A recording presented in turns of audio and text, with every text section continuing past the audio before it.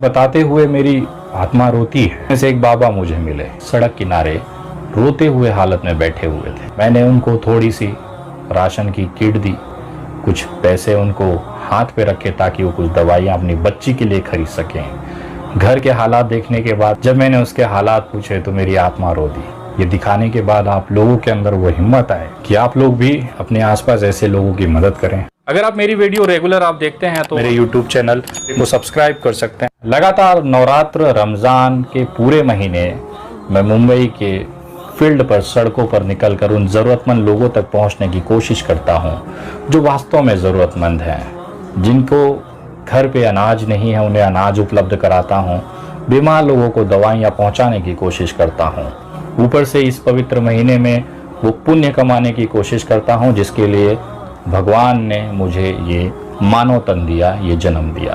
मैं जब फील्ड में निकला तो बहुत सारे लोगों से मुलाकात हुई। उसमें से एक बाबा मुझे मिले जो मुंब्रा में एक एरिया में सड़क किनारे रोते हुए हालत में बैठे हुए थे। जब मैं मिला उनसे मैंने पूछा कि आप क्यों रो रहे हैं, तो उनका ये कहना था कि इकलौता मैं बाप हूँ, 3 बेटियाँ हैं जिसमें से 2 बेवा हो चुकी हैं। एक बेटी है जो गंभीर बीमारी के हिसाब से घर पे बैठी है। मैंने उनको थोड़ी सी राशन की किट दी, कुछ पैसे उनको हाथ पे रखे ताकि वो कुछ दवाइयाँ अपनी बच्ची के लिए खरीद सकें। घर के हालात देखने के बाद मैंने उस बुज़ुर्ग से वादा किया कि आप वादा करें अब वापस इस सड़क पर आप नहीं बैठेंगे। आपके बच्चियों का इलाज, आपके घर का सारा खर्चा एक बेटा होने के नाते अब ये विनय दुबे उठाएगा।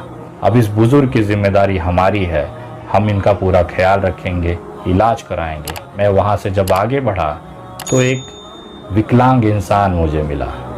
वो इंसान जो पूरी ज़िंदगी अपने बच्चे को पाला, इसने एक अच्छा शिक्षा दिया, उसको इस काबिल बनाया कि वो पैसे कमाकर अपने परिवार को चला सके। एक रेलवे दुर्घटना में इस इंसान के पैर कट गए। हालात ये थे कि जिस बच्चे को इन्होंने इस अरमान के साथ, इस उम्मीद के साथ पाला था कि बुजुर्ग होने पर ये उसे संभालेगा, उस बच्चे ने इन्हें बाहर फेंक दिया।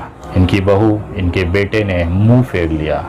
आखिर एक समाज सेवी ने उन्हें वो बैठने के लिए गाड़ी, टायर वाली गाड़ी का बंदोबस्त किया ताकि ये लोगों से भीख मांगकर अपनी रोजी रोटी सर कर सके, अपना पेट पाल सकें। जब मैंने उसके हालात पूछे तो मेरी आत्मा रो दी। मैं उन्हें राशन की किट दी, कुछ पैसे हाथ पे रखे और उन्हें वादा किया है कि आज से वो बेटा जिसने आपको घर से निकाला है, उसके बाद आपको ये दूसरा बेटा मिला है जो आपकी पूरी ज़िंदगी, जब तक आपका अंतिम सांस चलेगा, मैं आपका एक बेटे के तौर पर आपका ध्यान रखूँगा। लगातार ऐसे बहुत सारे केसेस मुझे इस रमज़ान के दौरान अनुभव हुए। मेरा दिल उस समय रो गया जब मैंने एक बुज़ुर्ग को अंधेरी के एक सिग्नल पर सामान बेचते हुए देखा। इनकी बुजुर्ग पत्नी एक पिल्लर के नीचे बोरी बिछाकर बैठी हुई थी।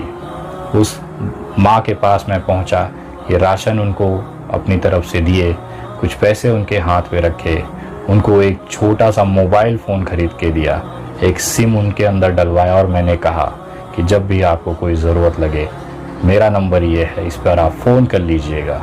आपके 4 बेटे हैं, लाखों कमाते हैं, वो अगर आपको नहीं पाल पा रहे हैं तो मैं गरीब हूँ, भले छोटा सा हूँ, मैं आपकी पेट पालने की, आपके इलाज कराने की और आपको हर वो ज़रूरतमंद चीज़ पहुँचाने का मैं वादा करता हूँ। जब तक मेरी सांस रहेगी आपको अपने बेटे की कमी मैं महसूस नहीं होने दूँगा।